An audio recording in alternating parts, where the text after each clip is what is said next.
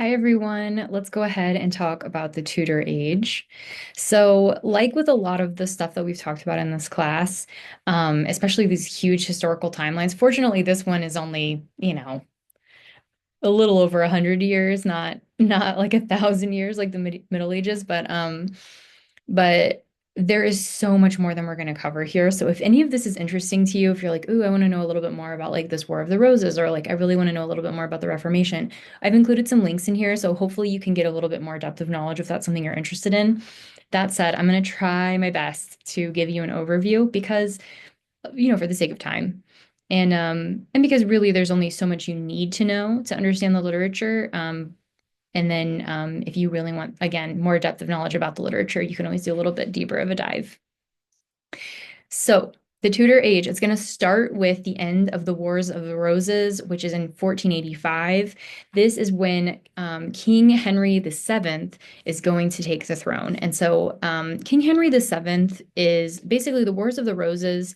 This is going to be like a civil war that's going on in England, where there's all these people who have claims to power. Like they have claims to the throne, and it's not like they're just making it up, right? They have legitimacy to their claims, and maybe there isn't a clear heir, right? And so, but who is going to win eventually is Henry VII. Henry VII is attributed with bringing some like stability to England. The Civil War really does, this is really where it ends. And so we don't have all of these kinds of like factions battling at this point. Well, I mean, actually, that's t not totally true. I think there was one more battle in 1487, where he solidified his role. But anyway, but overall, that's kind of his legacy, is that he brought stability to England. The other thing that he's kind of known for is he sort of seemed to disdain nobility to some extent, and potentially related to the Civil War. And he really liked new men, these men who would maybe come from more modest backgrounds, and then with royal favor, they would ascend into positions of more power. And going along with that, we see a centralization of power towards the monarchy. Okay. And so the nobility in the past in England, they were able to like have these little, areas of land where they were basically like a mini king of this land. Like they're in charge of everything in this area. They're basically independently ruling. And that's essentially ending at this point. He's going to have more requirements for them, financial and otherwise, and things like that, to just kind of, again, bring the power inward to so that he has a lot more power. And he's also collecting a lot of money. And so we're getting some financial strength for the monarchy here. Um, Not that I'm rooting for that, but that's how we could look at it. In 1509, this is when we have Henry VIII take the throne, and Henry VIII is famous, maybe infamous is a better word, because he had so many wives, right? He had six wives, I believe, and then also, what I don't remember the word for it, for his mistresses as well. Um, and he was also pretty violent, right? And so 1509, he takes the throne. The other thing he's really known for, and what's going to be really important to this time period, is that he is known for his role in the Reformation, taking really position in England, taking hold in England, and still to this day. Actually, I was looking this up, and there's some news articles about the Church of England and potentially like it losing its hold. But I'm not sure. I don't know much about that. But what I know is that the Church of England has been uh the thing, since, 1534-ish. When basically what happened was Henry VIII, if you don't remember, if you haven't heard this before, he was married, and I'm going to get into this a little bit more, but basically he wanted to marry someone else. He couldn't. And so he broke away from Catholicism. And why this is so significant is because Catholicism has been so significant to our literature that we've been reading, and especially like the culture at that time. And so we're going to notice a major difference from here on out, where Protestantism is now, it's gonna be very present, okay? Um, So that is going to be related to the act of supremacy, which basically is what he's saying in the act of supremacy, Henry VIII, is the king has the highest level of power in England, not the church. And it's just kind of a reminder that God put the king in power. And so that's a position that's like, ordained by God or whatever. All right. 1553, after Henry VIII passes, he has a son who rules for a little while, doesn't live very long. Then Mary, his daughter with Catherine of Aragon, the wife who he wanted the annulment from, her daughter Mary, who is Catholic, takes the throne, and then she is like, okay, we're going back to Catholicism, right? And this is a huge deal because it had been a while, it had been like 20 years of not Catholicism. And so this was a huge move. It was pretty unpopular from what I've read. It's like kind of hard to know at the time, like what that means, but it seemed like a lot of people were pretty vocal about not liking her. And you may have heard of her. She has kind of a reputation because if you've heard of Bloody Mary, and she's known as that because during her reign, she had hundreds of Protestants executed by burning them at the stake. Um, and this was all part of kind of a very intense, violent restoration of Catholicism. Okay. So in 1558, Elizabeth I becomes the queen, and we're going to get into more of that history when we start talking about her. So I'm going to just kind of skip over. 1586 to 87, Mary, Queen of Scots, is tried and executed. That's another contender for the throne. Competitor for the throne, maybe is a better way of putting it. And then in 1603, we have Elizabeth dies. That's going to be the end of our Tudor age, okay? Because spoiler alert, Elizabeth is not going to have a kid.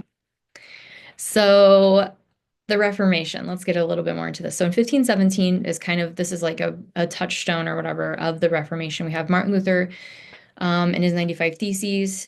You can learn more about this if you haven't heard about this before, but basically, this is a major move towards Protestantism because even though it wasn't his intention to break away from the Catholic Church, he's criticizing the church in such a strong way, and it took such a hold on people with such a well-reasoned argument, I guess, and maybe, people had similar thinking, that it really influenced religious thinking. And then essentially Protestantism became pretty big in Northern Europe. It was not much of a thing in England. England was still very Catholic, right?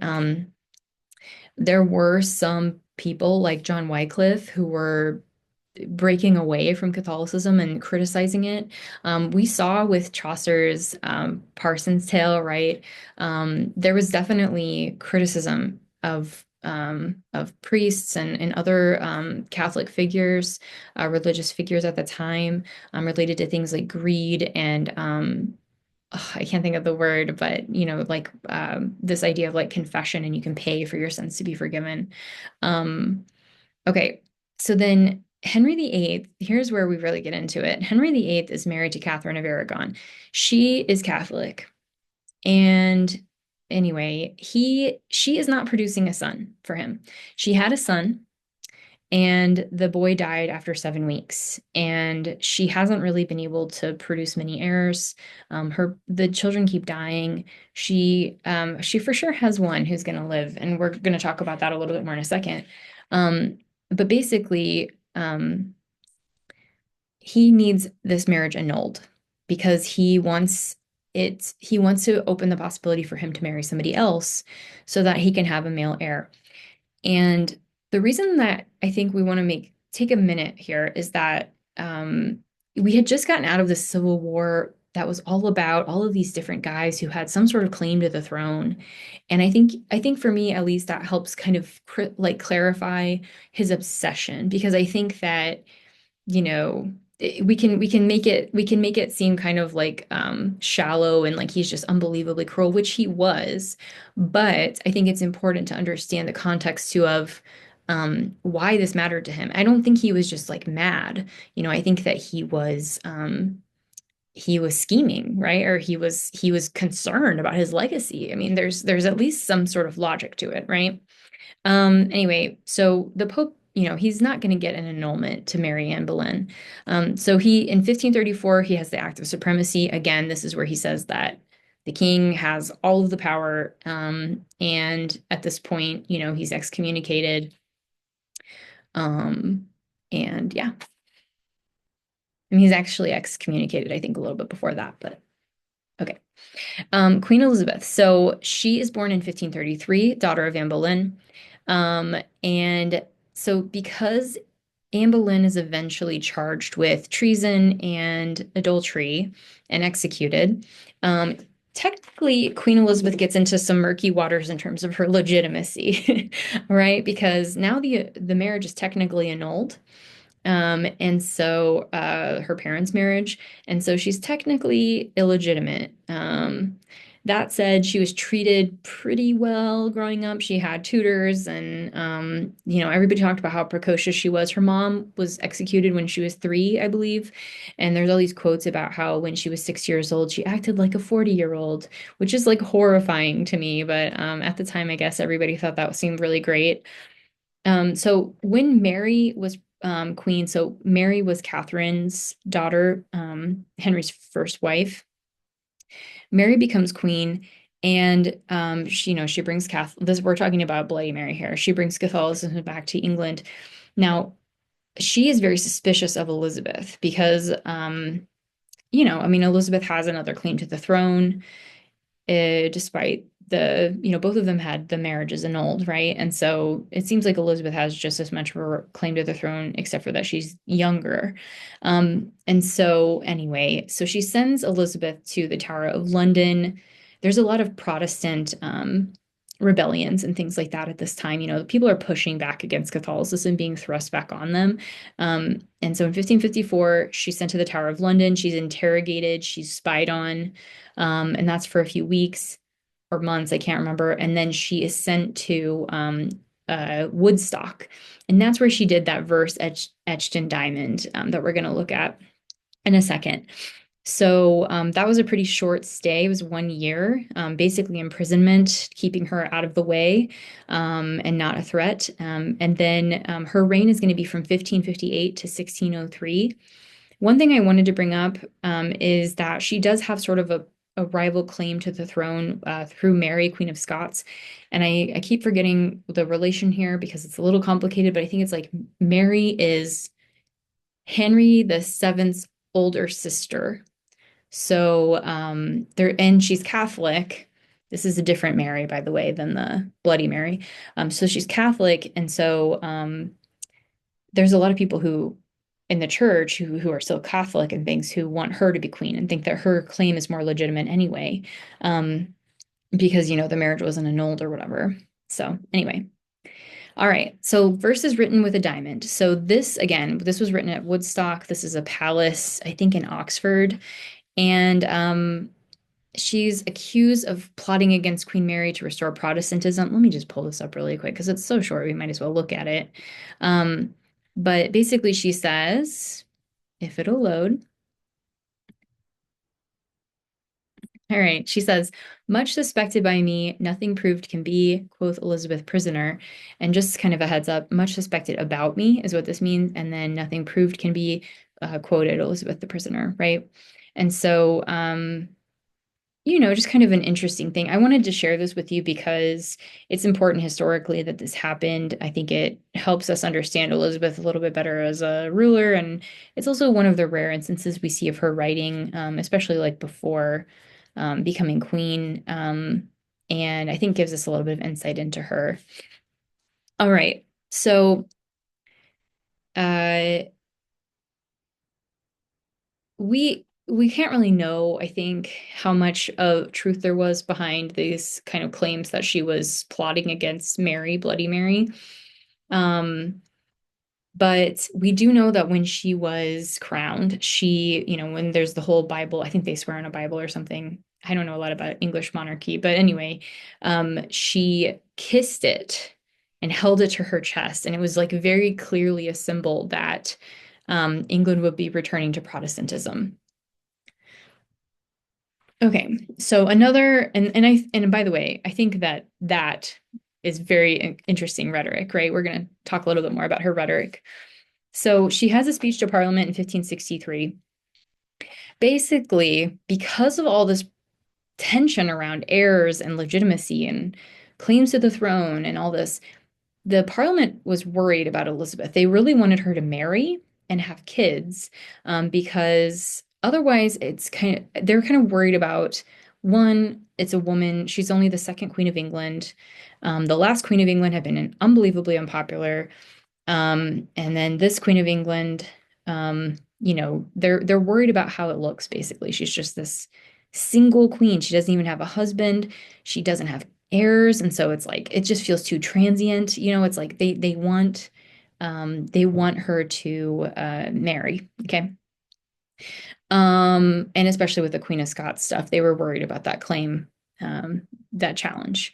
So anyway, Queen Elizabeth spoke in front of Parliament, and basically what I wanted to point out here is that she's using language in really interesting ways because there's not a huge history of Queens of England, right? She's the second one. And people are really critical of her gender. This is something that people really think a woman is not capable of being in charge as the monarch. And that goes back to a lot of the stuff that we talked about before with, the anchoress and, Marjorie Kemp and stuff like that. These women who they're just not really considered capable of this type of difficult thinking, because they're just physical beings, right? Or emotional. And so, anyway, I think, we can see how Elizabeth maneuvers, how she tries to change the way people perceive her. Her clothing, the way she spoke is all very intentional. So, one of the things that I thought Britannica said particularly well is they said, whenever possible, she transformed the language of politics into the language of love, likening herself to the spouse or the mother of her kingdom. Okay, and so she is maybe doing something kind of similar to something like Julian of Norwich, where she's playing with these ideas of motherliness or of womanliness, and kind of tying that to ideas of positive associations with power, right? And so kind of changing the tone. Um, Okay, so there's a quote from here that I thought was significant. It says, "The weight and greatness of this matter might cause in me, being a woman, wanting both wit and memory, some fear to speak and bashfulness besides, a thing appropriate to my sex. But yet the princely seat and kingly throne, wherein God, though unworthy, hath constituted me, maketh these two causes to seem little in mine eyes." And so again, we see here how she is kind of she's using this language to sort of like talk about herself with humility, right? Especially surrounding her gender and her abilities as a woman.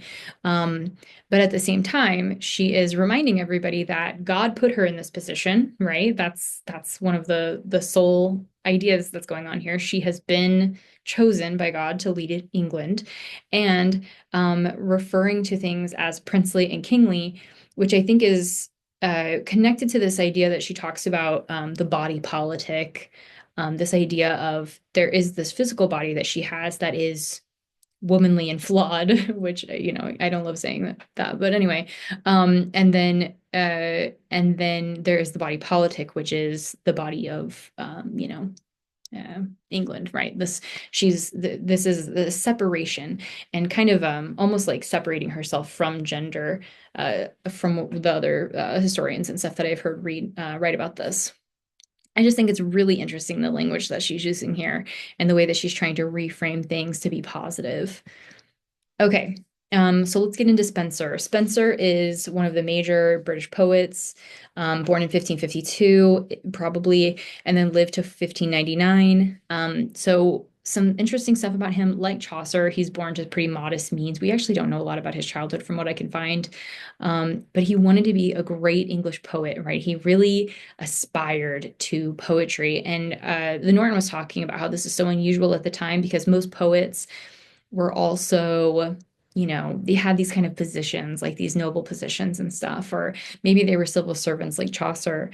But his goal was poetry, and not the other way around. And so, anyway, and it seems like he did achieve it. He is in Poets' Corner with Shakespeare and Chaucer. So there you go. He kind of got through Sir Philip Sidney, he got connections into like literary and kind of like a higher echelon of nobility types of influences. And so we see his influences in Spenser's work for sure. And, we can also see his letters and things.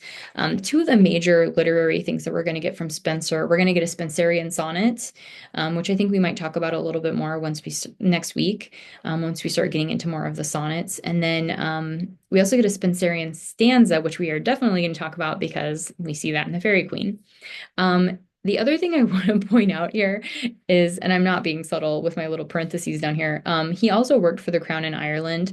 And don't get it twisted, the stuff England was doing in Ireland was really bad. And even at the time, it was considered cruel. And so we're seeing acts of war, war crimes basically here, acts towards like a sort of genocide of Irish people. And there would be, if there were some rebellions in Ireland, Irish people did not want to have to convert to Protestantism and accept English rule. And when they would rebel, the English people who are overseeing this, including Spenser directly connected to, they would burn the crops so that Irish people would starve to death. They would force them off their land and then give the land away to English nobles. Spenser's family or for centuries, they were like some of the largest landowners in Ireland. So it's just kind of a gross legacy. And so I just want to make sure I'm pointing that out as well, because a lot of these English writers will have connections to colonialism and will have done things that are like, I think, important to talk about. Okay. All right. So the Fairy Queen, though, this is his like great work of literature. This is his master achievement, right? And it's going to be based on other kind of great national poets like Virgil. And it's really honestly very closely based on Virgil's Aeneid. It's an epic, right? And so we kind of have that in terms of the genre considerations. And it's formally going to take after Italian Romance. And so we're going to see things like cantos and books. And that division is going to is going to resemble Italian Romance. Seems like it was intended to be 12 books based on some of the writing, that we have. But he only completed 6. And then we have part of a 7th book. It's also written, like I said, using Spenserian stanza, which is a verse form that consists of 8 iambic pentameter lines, followed by a 9th line of 6 iambic feet, an Alexandrine. And then the rhyme scheme is A, B, A, B, B, C, B, wait, A, B, A, B, B, C, B, C, C. Okay, and so just a reminder, like a rhyme scheme, what we mean by that is like the rhyme at the end is going to be matched with the other letters. So like A and A are going to rhyme, and then B and B and B and B are going to rhyme, and then the C's are going to rhyme. And so that form is called a Spenserian stanza. All right. So thinking about and one other thing I want to say about this too before I move on is that, because I can't remember if I said this already, Spenser is using really archaic language here. If you just can't wait for somebody to start speaking English that's like easy to understand because it's supposedly the same language we're speaking, it's going to be a little bit longer because Spenser is doing similar things to what Sir Gawain author was doing, where they're intentionally using archaic English because of like all this poetry that we're looking at, it's owing to something else. Like it's based on other stuff. It's attributed to other stuff. It's some sort of like celebration of another writer or whatever. And so he was really into Chaucer. And so we're going to notice similar language to Chaucer, even though this is much later. Okay. So the Fairy Queen, this is an allegory, right? It's an allegorical text, just meaning that there is going to be a literal storyline, right? Where we have knights and, dragons and all this other cool stuff, but then everything is representative of something else. There's like a sort of underlying meaning below that. And so it's all up for interpretation. One of the things that can be kind of frustrating about this one is that There is so much allegory. And if we were alive at this time and we were reading this, then we might recognize some of these, representations. But now I have to look at the footnotes. I don't know what this red hat means or whatever. And back then, though, people would have readily recognized it. Um, so the Red Cross Knight is one of the representations. He represents holiness, and Saint George, who's the patron saint of England. And so again, this is going to be like, it's one of Spenser's goals is celebrating England, right? Is having a great English work, kind of like we have these great Italian works, Greek, Roman, we have all these like great works. He wants to be part of that, and he wants to be that poet for England. Um, we also have the fairy Queen Gloriana, who represents Queen Elizabeth. She has this love situation going on with Arthur. It's that Arthur. It's Arthur's not alive in this time period, right? But in this book, it's King Arthur of the Round Table. And then each book is supposed to feature a knight representing a different virtue.